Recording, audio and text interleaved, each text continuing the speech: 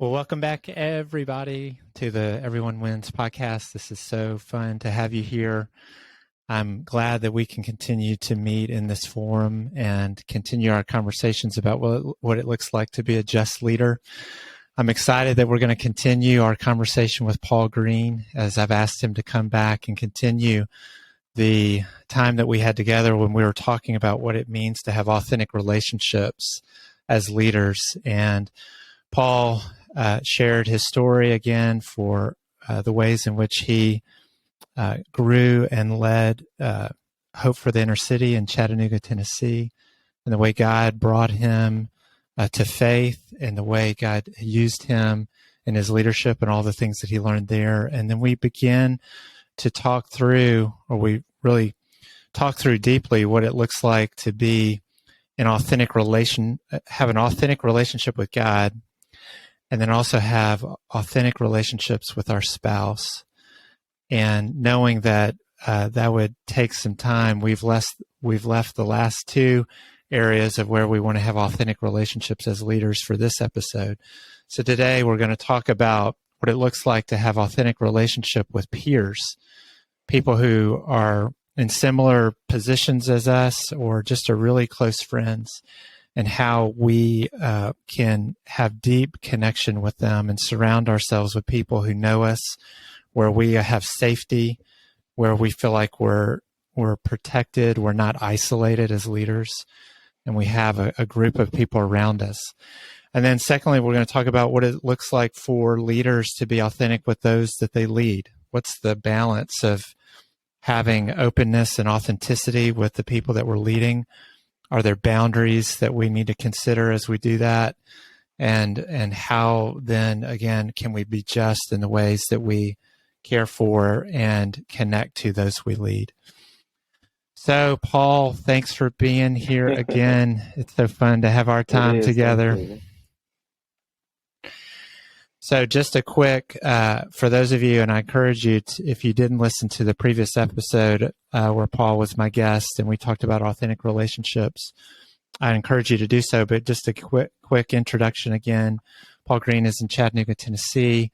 He led Hope for the Inner City for 18 years, grew up in Compton, California, and has been in Chattanooga for a while since coming to be a part of that work. And Hope for the Inner City is just east of downtown, that ministers to a neighborhood in that area with just a lot of challenges and opportunities. And during my time at Jobs for Life, Hope for the Inner City was one of our first sites that led Jobs for Life classes. Paul has been on the board of Jobs for Life for a long time, and so he was not only my close friend, but also served as in the role of my boss. So he had fun telling me what to do. But in the midst of that, we have developed just a deep, deep friendship. And we talked a little bit about that on our last episode. And Paul even talked about in his time at Hope for the Inner City, his first 8 years, he said, he really felt like he needed to do this on his own. He's a get it done type of person who just wants to make things happen. And in his leadership had the mindset that was up to him. And then he realized that was not sustainable, and that he needed to have people around him. So I want to get into what that looks like. And for us as leaders, where we're leading businesses, ministries, nonprofits, whatever the organization we're leading, what does it look like to have people around us? And what are the steps that we need to take to do that? So Paul, as we continue our conversation, I do want to ask you, at that point, what was the thing when that first 8 years you realized you were doing everything on your own, and then you realized that you needed people around you? Can you describe how you came to that realization? What were the things that made that very clear for you? I think one of the big determinants was just being overwhelmed with ministry. As ministry began to get a little more challenging, I really felt like I just couldn't navigate it by myself anymore. And the more expanded the work got, the more I felt like I needed a partner or someone to kind of encourage me forward. to kind of navigate through all the pitfalls. When you work in urban work, when you work in any work, there's pitfalls, but in particular, urban work is a little bit more challenging. And I really needed somebody to be able to be a sounding board that I could trust. I think trust is the big thing that really kept me away from Mm. having a partner or having somebody I could talk with. It's because it's as a leader, it's really hard to trust. I mean, you open up the doors and you communicate information that you hope the other person will keep in confidence, or you hope that they will be have empathy and be able to commiserate and talk with you, but that it won't end up everywhere, you know. And I think for me, as I started to reach out, as I started to get to that breaking point and reach out, I think I made bad choices because you want somebody to listen to you. So you just someone who seems well and is articulate and has a ministry background. You feel like, oh, that's a good person to talk to without even thinking through all the ramifications. And I did that, I think, with three other leaders that I tried to reach out to and talk with. At the beginning, they were articulate and they were empathetic, but then I realized that some of my information leaked out to other places as I had meetings and different things, and that was really hurtful.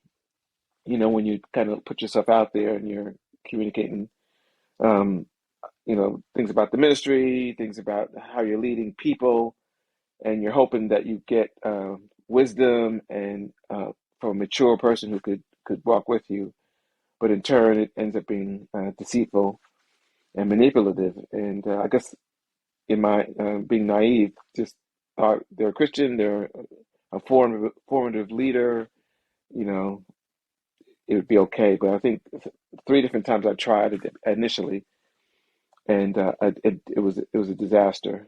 And that was a lonely thing, to finally get to that point where you made that step, and then trusting somebody to only fail three times. It just accentuated the loneliness, and it put me in a bad place. Wow. Yeah, I want to come back to that because that could keep you from Yeah. then pursuing that if that's your Hmm. experience, right?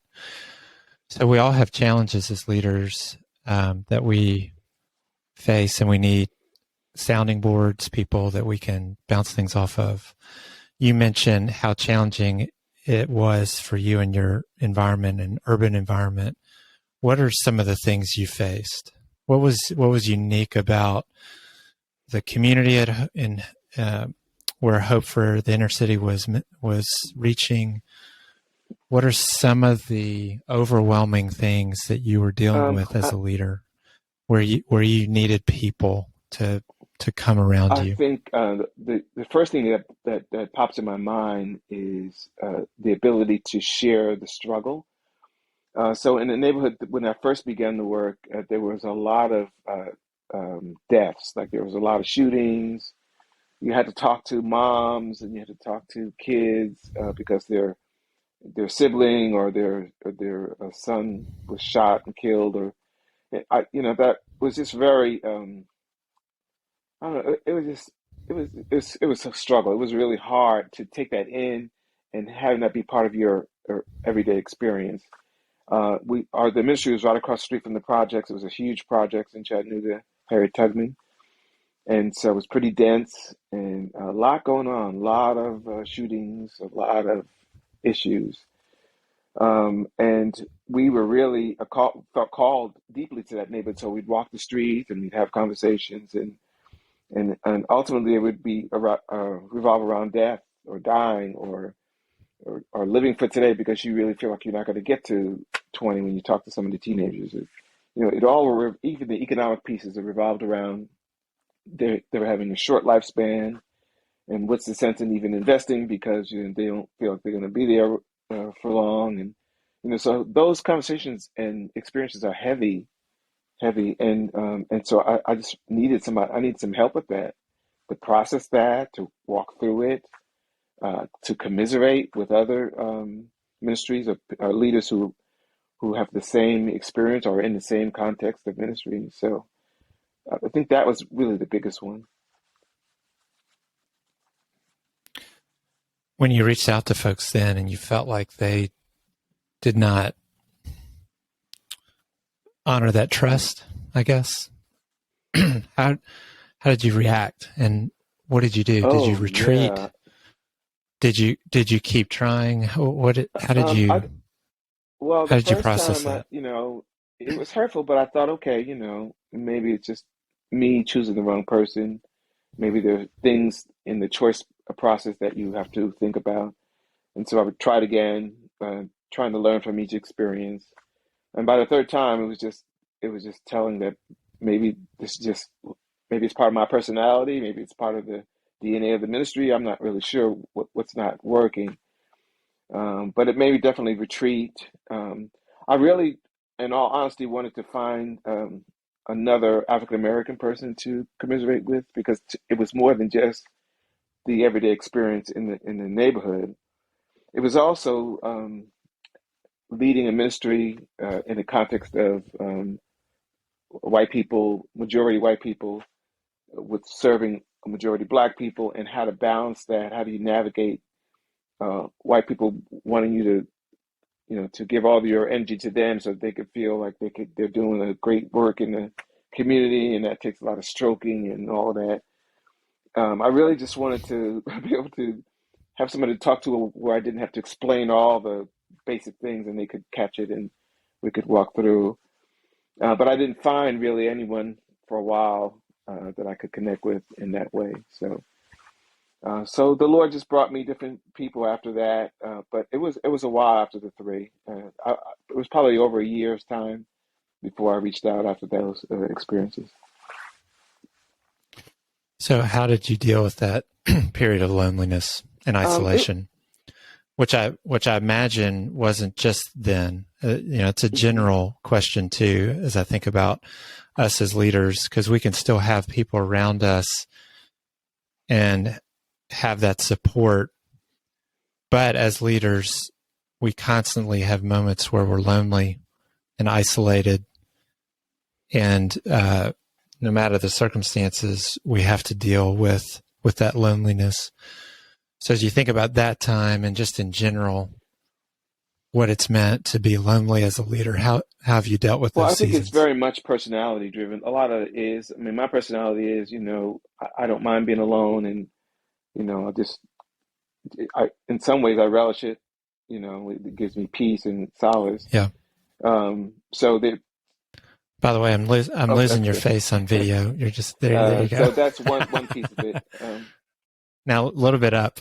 There you So go. that's one piece of it. But I think the other is just to realize. I mean, just the realization when you run to Scripture and when you realize just the different examples in Scripture of God's people and how they journeyed and the context in which they journeyed and what they had to give up and how they navigated the call. It was very comforting to go to Scripture and read it. You know, it was difficult. I'm not going to say that and isolating and all of that, but I think for me it was a realization over time that God has us in a certain call and a context, and ultimately we need to run to Him to get that solace, to get that strength. And so for me that was a good thing. It was challenging, but it was good in the sense that you really grab a hold to the Lord and His Word, and you really see the importance of it, right? And then you look at your Right. journey in a bigger picture. Like you know, you could just focus on the loneliness and get lost in it and all that, or you can, ask the Lord. Because I don't think you really have the strength to do it on your own. At least I didn't. But you ask the Lord for the strength to really see a bigger picture here and to be learning as you're walking in the loneliness. And praise the Lord, He came to my rescue and He provided the solace through people, through His Word, through sermons that were really encouraging until He led me to um, another person. Yeah. So how did that happen? Well, um, When did it in connect? lots of different ways, but I think that if I can remember correctly, it was at a conference, Christian Community Development Association, a conference with Dr. Perkins, and we took the staff up initially for. I didn't really know much about it. I just heard lots of people say positive things, and if you're in if you're on the ground and doing ministry in the neighborhood, this is the place to go. So the staff and I booked tickets and registered and went, and it was really like an oasis. I think to see so many like-minded people with some of the same struggles. It's just I just need kidding. It was like you were in the desert and you found the source of water, and you didn't have to explain it. You didn't have to tell somebody what kind of water it is. Is it filtered? Is it not? You were all drinking the same water. You all had the same context. You had some of the same lingo. You had the same experiences that you were going through, some of the same loneliness. And so, in that context, initially it was just finding like-minded people to have conversations with. Initially, it was just light conversations, and then the second year I began to really connect with certain people who had ministries and same struggles, and God just made that connection. Yeah. Then what did they provide for you as you interacted with them? And they provided a safe place. What made it safe? An initial agreement, like when we first, there's being casual, and then when they're needing to go deeper and you're needing to go deeper, you have an honest conversation at the beginning, and you say, I need a friendship. I need to be able to commiserate with somebody. Do you have the bandwidth? Do you have the time? And then here's the expectations. I think just starting off with setting expectations so you're clear and they're clear, is a huge thing. And I think we went from that point forward. And it wasn't like we hung out every day, but once a month we'd have a call, a couple hours in length, and and just be able to just freestyle, just be able to say what was going on and how you're feeling, both with your marriage, with the ministry, with the people you serve in the neighborhood, with your church. Our ministry was connected to our church, New City Fellowship, and so just to be able to kind of dialogue through all that, and more so how to navigate it. Like, how do you, when you get to those troubled spots, or when I had a ministry partner who was also a donor. And so they felt that since they were a donor, they could come and bounce things off you, which is fine. And so they came, and they you thought they were coming to talk about one thing, which was, here is the money we're going to give you. Here's what we'd like to invest it in, and you prepare yourself for that conversation, only to find that they just want to come in and talk about how do you feel about being Black, and given the current context, what's your way of navigating, and what do you think our church needs to think about, talk about, and it was all like this prerequisite to getting funding, and it was kind of disingenuous and hurtful, because you're thinking they're coming from one thing as a partner, in ministry, both financially and with volunteers, and really their initial reason for being there was to kind of suck you dry in terms of practice and all of that. And I think it would be fine if if you say that's what you're coming for. But I think I was a little surprised if you're preparing for one thing, one conversation, and to not even talk about that, and have them come in and take it in a whole different way. It was just so. Having somebody to be able to bounce that off of and say, "Has this ever happened to you?" For sure. And what was your response, and Yeah. how would you navigate it? Was just huge. Yeah. So I want to ask you what vulnerability looks like as a leader, and is there anything unique you've had to think about as a Black leader when it comes to vulnerability that someone like me may not have to consider? Sure, absolutely. Value is one thing. I think maybe you might come to the table having leading a ministry with more of a sense of value, or more of a sense that the other people respect you, or they think you are competent. It's been my experience, and the ministry has largely dealt with more white people than an average ministry, I think. So for me, it was, I guess I never started that way, thinking that they would see me as a person not having value or capabilities or that thing. I just assumed that everybody was equitable in how you treat one another. So would that make you hesitate to express Oh yeah, vulnerability because you had to demonstrate that you're uh, valuable, and if you showed weakness, then that would inhibit yes your and value? no. I think it made me mad, and I think it's part of being mad. You're more Hmm. aggressive, and you're more, you know, probably shouldn't say volatile, but you're just more in tune to be able to clear the air and make it plain. Um, and so I think that was my experience. That I started off with just being able to have them speak and be able to just take the experience of how they were treating me. But then it got to a point where it was very demoralizing, and I felt, you know, I just felt like they didn't see value in me, and I didn't have any value. And then I realized, of course, I have value. God made me with value, and God called me to this ministry, and of course, I have things to contribute and give. And so I think it switched there, where I was a lot more proactive in setting the stage, and that came about little things like how they address me, um, what the expectations was for their being there, helping them to see that it really is the context of the staffing. It's more missional, like what we're trying to achieve, and that's a collective thing. It is not this black man leading it. And the other thing I found is that quite a bit of the folks that came through had never had a black man leading them, and that was eye opening in this day and age. They never had a black man.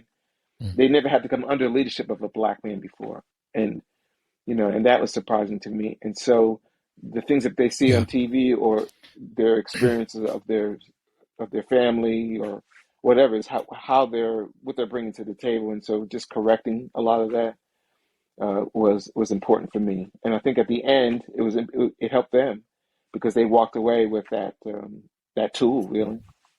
Yeah. So yeah, I want to get to that, how we're engaging the people that we lead. Before we get there, I'm curious to ask your perspective of how do you think you and I got to be so close, and particularly the cross cultural dynamic that you and I have. You grew up in Compton. I grew up in Nashville, Tennessee. I grew up in an environment of real privilege and opportunity.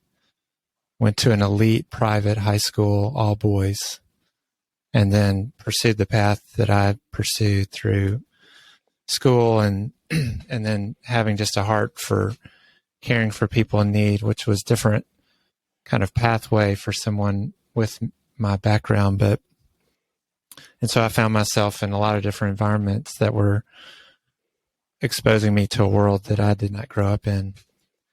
You come from community and real large family, and your family immigrated to the U.S. and didn't have much in terms of resources. You have made your way through God's grace, and you and I put on a path through the connection through Jobs for Life, and even probably meeting at that conference you just mentioned, CCDA, or having some connection through that network.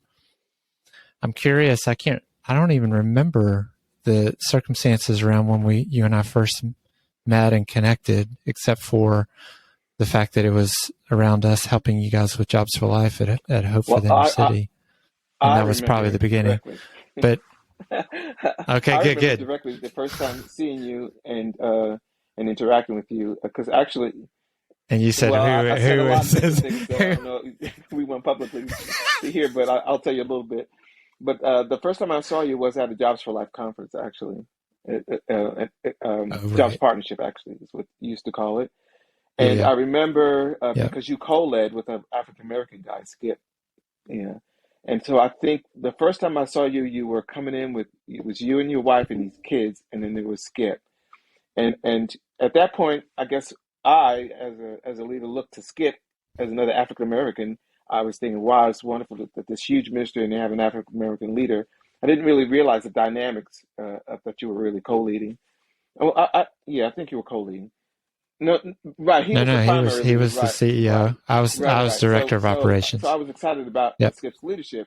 But then I remember you guys walking into the hotel, and Skip walked ahead, and here's this scrawny little white guy with his wife, and yeah, you were scrawny, Scrawny. and these little kids like ducklings. I just remember the picture of that, and I was thinking, what does he have to speak to us in an at risk environment? Like, why is he here? What is he?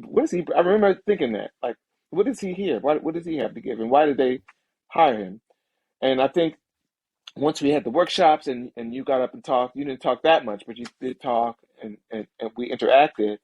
It became clear how you were gifted and how God brought you there, and why he brought you there. The idea of us sharing this kingdom experience and the work of God was much more richer than just an African American perspective only. And that mixture of culture, of strategy, of skill, was just enriching to all of us who were there with our own work, trying to make it work. You guys were able to broadly speak across the line, and the content that you gave was really deep and rich and meaningful. And I can't help but think part of that meaningfulness was the ability for you guys to share the stage, realize that what you needed to give to us was not just solely an African American problem, and it was important that white people see the need and have experience in responding to it, not just write a check or not just see it from afar, but get into the water. And so I thought that was really the first impact that I had of you. One, seeing you this guy with all these opportunities walking the door, and then two, seeing you really roll up your sleeves and engage, and empathize and be willing to be taught.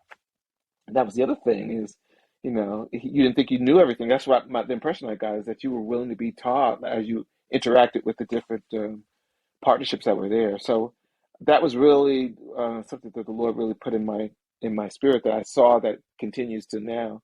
And it's one of the reasons why I pursued you, you pursued me, we pursued each other, because I saw the realness of it, number one, the benefit of it, number two, because you had things that I needed and I had things you needed, and collectively we were here to serve the kingdom of God, and that was a beautiful thing, and has been and still is what we bring to the table with one another.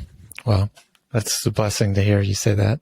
I think about what you said at the very beginning, where you felt like you needed value in environments where you were looked at as a Black leader. For me, it was similar in that I was in an environment where I was out of place and didn't have any experience, and Skip gave me value by giving me the opportunity to be with him and to even be on the stage with him. And so many leaders of color did that for me.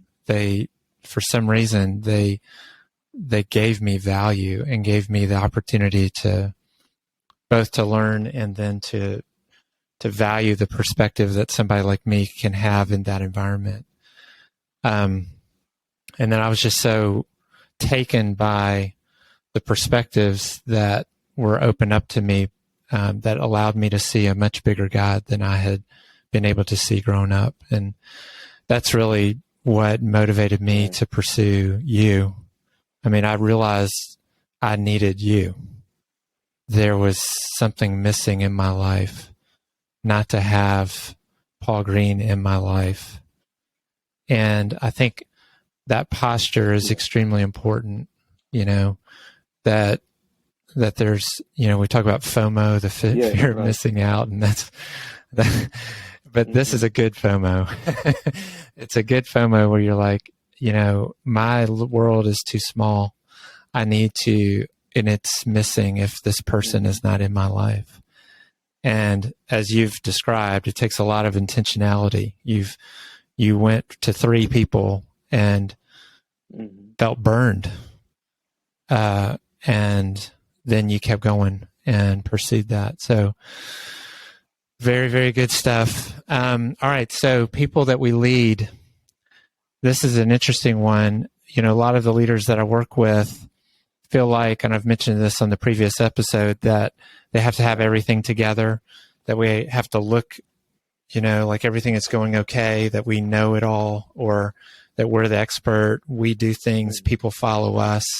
And so the idea of being vulnerable or showing weakness or conveying struggle is something we would not dare consider.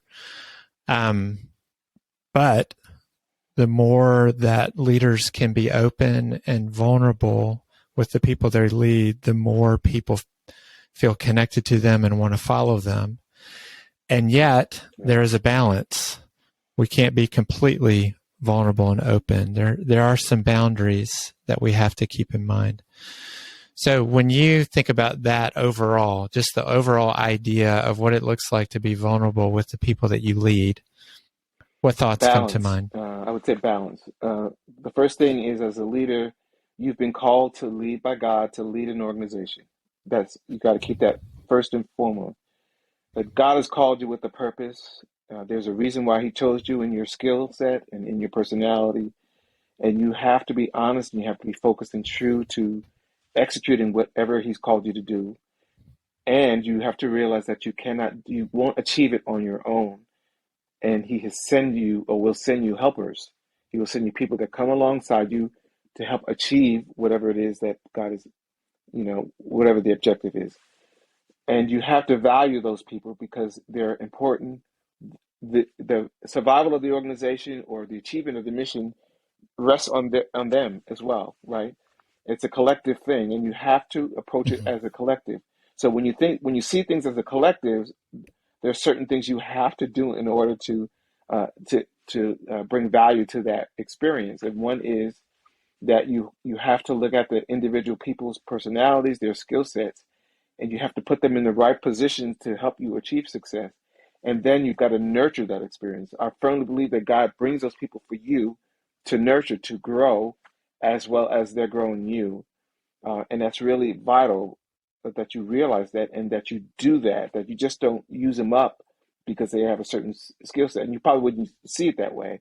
But really, when you don't identify their skill sets and you realize how they fit in the puzzle, and then you germinate that, like you seed it, you water it, it germinates and you grow it. I mean, it's by intention. You put it in their personnel flow. You bring that experience into the task that you do as in your mission. You do everything very intentionally. That's really vital to success and to a cohesive collective team. For them to realize that their very existence is vital to achieving the mission helps the mission get achieved because they feel valued. They feel like this is our mission, not your mission. And that's the way God does us, isn't it? He brings the arms and the legs and the feet and the toes and all together collectively to make the body move forward. And that's how it is with ministry. You have to value those you're bringing alongside. You try to choose well. You see where that open opportunity is. You put the right person into that fit, and then you have to seed them and germinate them. They could be the most articulate person with all this education and all that. They still need to be germinated and valued and watered, and so that they grow, and that's really vital to me. And that determines how you navigate it, right? How far you're willing to go with those boundaries. I mean, that determines everything as you navigate. When you put those pieces in, it really determines itself. And I found that to be a really successful formula for staffing and for really achieving the ministry. And a lot of times I step back and just let it flow because God brings those right skill sets and the right personalities. And you're just feeding that passion. You're making sure that mission is clear and they understand what part of that mission is theirs to achieve. And without that part, the whole won't be achieved.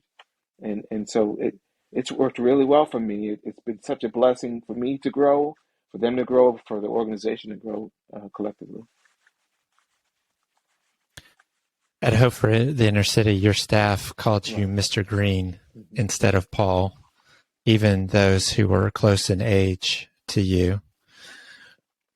Why did you want them to call you Mr. Green? Well, part of it is cultural, and part of it is strategy. And there's something about working there's something about working in the hood that people respect you if you set the bar. If you set a certain bar, they're I hate to say this, but there are trappings that come along with having people open up and respect you and be willing to walk with you with the neighborhood. And part of that, just like any local preacher, if you say you're a reverend, they have certain expectations in terms of what they see, their experience, which lets them open up and be able to walk with you. And I found as a leader myself that if you set that bar, if they don't think this is a casual kind of thing, but it's important, right? And the leader God calls is an important thing. And something as simple as saying, you know, call me this as opposed to that simple little ingredient for me worked really well, and it afforded me their respect, the way they talk to me, the way they treat me, and it's a ripple down effect because the folks in the neighborhood, when they come over and they address you in a certain way, it's instantaneous. They realize, okay, he's the director, we're going to treat him this way, and that ultimately leads to opportunities to have conversations and an entrance into their world because they say, "Oh, he's the." It's just the way that works. It's cultural in some senses, but it's also respect. So that's why. So then you mentioned balance right at the beginning. What is the line where you go too far in the vulnerability that you express with those you lead? Can you Yes. cross the line and then have another dynamic where you feel like you're either exposed and or your value is diminished or you're burned again if you've Yeah, I gone think too when you're a far? leader, there's a line that you can't cross because I think you lose the respect of the people you're leading, and you also lose the respect of the folks that you're serving in the community. And so that's really important. I would say some of the signs are if you are depending on your staff to give you fulfillment, to give you love, to give you affirmation, if you're breathing that you're doing things and you want them to see you do it, they have to give you accolades and all of that. That's a clear indicator that you crossed the line. Both because you're doing it hopefully for God and His glory, and secondly, you're there to nurture your staff. I mean, it can be reciprocal, but there is a line that you have to stay on. And I think some of those indicators are when you feel like their very affirmation is something you have to have in order to be successful. Then I think you've crossed the line. Wow, I love that. I don't think I expected you to answer the question that way. Just the way we use the people that we're Hmm. leading to fill us up, Yes. right? That's what you're saying. And so that exposes kind of where we're Right. drawing our value from. Right. Where do we need to express vulnerability Mm. more, would you say? Or if you were to go back to yourself and say, I probably should have been more open than I was with the people that I'm leading. Are there any areas where you would Yes. say Uh, to yourself, what would you say? I would say be honest. So sometimes, the people you're leading as a staff or the community you're serving, have issues or have experiences that honestly you've been through or you're struggling with, but you're not honest. In other words, you want them to be open to you and to tell you all these things, and you want to be able to lead them, but you're unwilling to reciprocate in a small way or a large way, when the very thing that they're going through is what you went through last week, or you know if they're having struggles with their spouse, and that you when you go home you have this huge blowout with your wife, but I firmly believe God has those experiences for you to be able to share them. I mean, you don't share every little thing, but there are ways for linkage Mm-hmm. for you to link with them. It's an opportunity for God's word to get out because we're all one and the same. We're all sinners, right? And God looks at us at us in that way, and that makes us equal, right?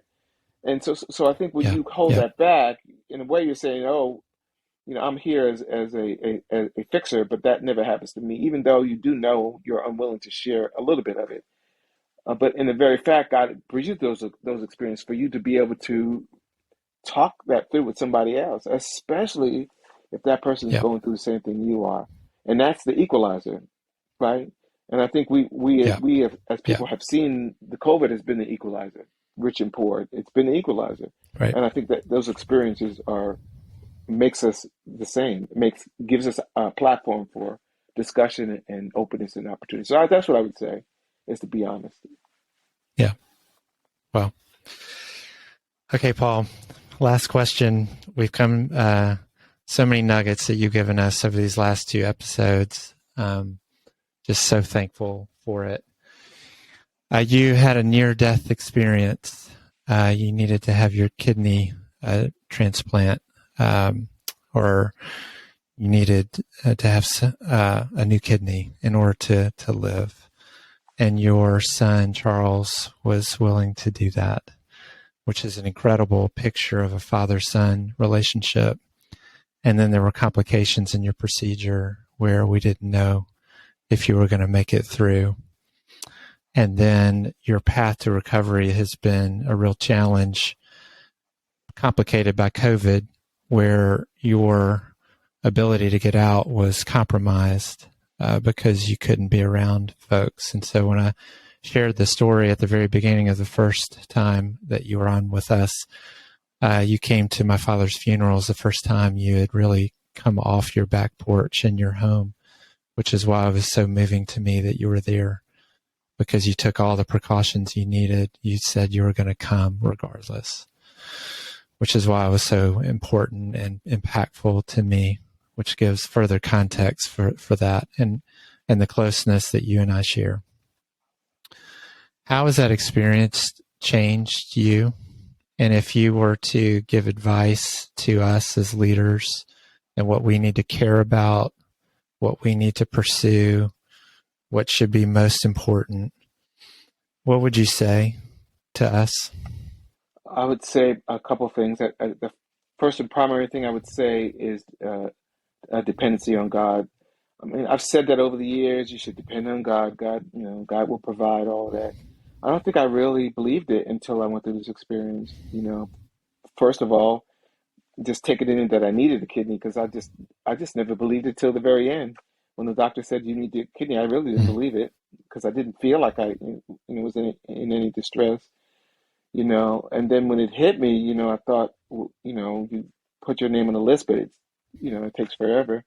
And I really didn't share it with my kids, because I really did not want them to give me a kidney. I just didn't want to interrupt their life or put them at risk. I think any father feels that.